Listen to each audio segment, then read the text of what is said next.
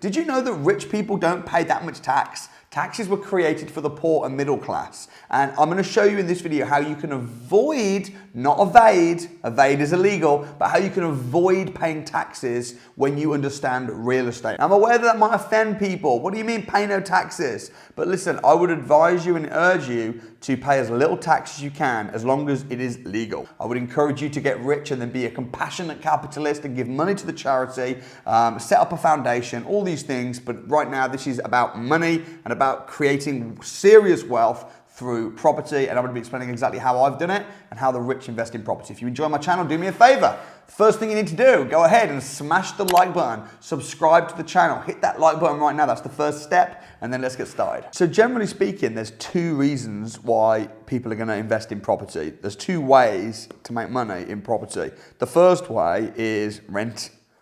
Now rent is that, that thing that comes in every single month. You buy a house, you rent it out, that's cash flow. How people get rich from real estate is not from cash flow, but from capital appreciation. Now, capital appreciation is when you buy a house and you hold on to it and then it goes up in value. That's how most people get rich by mistake. You buy a house, you get a little bit of monthly cash flow from it, which is great.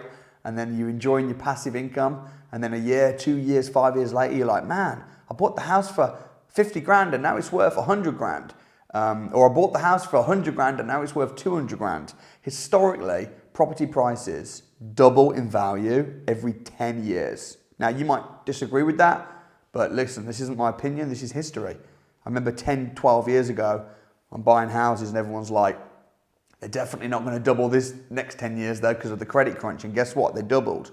And then 10 years prior to that, in year 2000, or in the 90s, same story. Everyone's going, they're not going to double in the next 10 though. And every year you can go about the last 10, the last 10, the last 10, the last 10. House prices keep doubling in value. How do you get good capital appreciation? Property prices do go up in value. However, they don't go up in value in a straight line, okay? Property prices go up in value. They go up and then they go down and then they go up and then they don't know what they're going to do and then up a bit more and then down and then up. But on average, overall, they go up.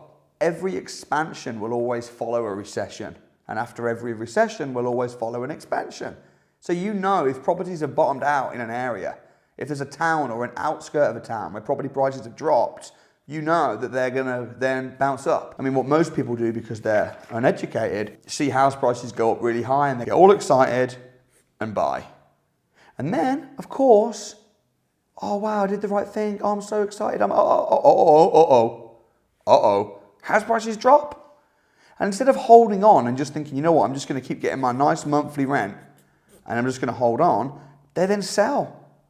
And then they lose money. Whereas what you want to do as a smart investor is you want to wait until they've gone down, when they've bottomed out, and then when house prices drop, you're then going to buy. When everyone's scared, when everyone's saying, oh, properties have bottomed out in that area, and then you want to buy. And then you're going to wait for the properties then to bounce up. And then when the house goes up and you've made a load of capital appreciation, what are you going to do? Some people say, well, I'm going to sell. You could sell. Let's say you buy for 100 grand, £100,000. You buy a little house. Gives you £500 rent every month. Nice. A little bit of profit. And that house then went up in value. And then let's say 10 years later, the house is worth £200,000. Okay, you've made £100,000 equity. Now that isn't in your bank. You can't see it. It's in the bricks and mortar of the house. But you made £100,000.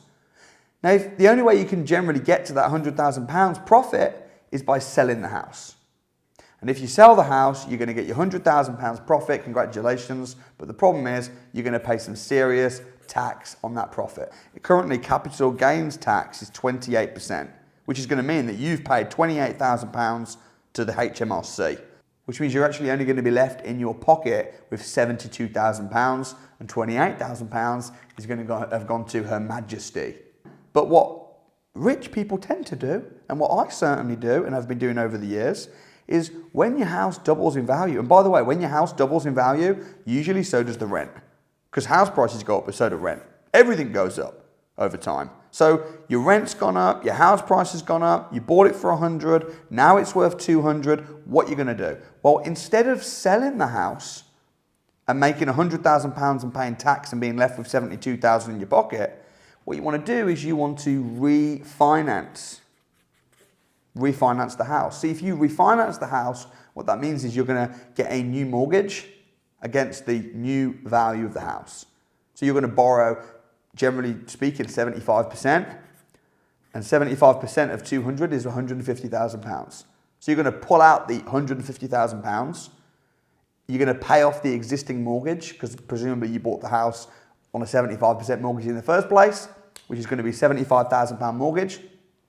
You're going to replace that £75,000 mortgage with a £150,000 mortgage, but you're going to be left in your pocket with £75,000 tax-free. That's more than you'd be left with in your pocket if you sold it. And you still got the house. So you've still got the house, which means you've still got the rent of the house, which means that the house is still continuing to give you a profit and continuing to go up in value. So you have more money in your pocket and you're still going to have the house, so you're still going to keep the rent, and you can just use that money. What are you going to use that £75,000 to do? You're going to put it towards buying another house. And then when the house goes up in value, what are you going to do? Refinance.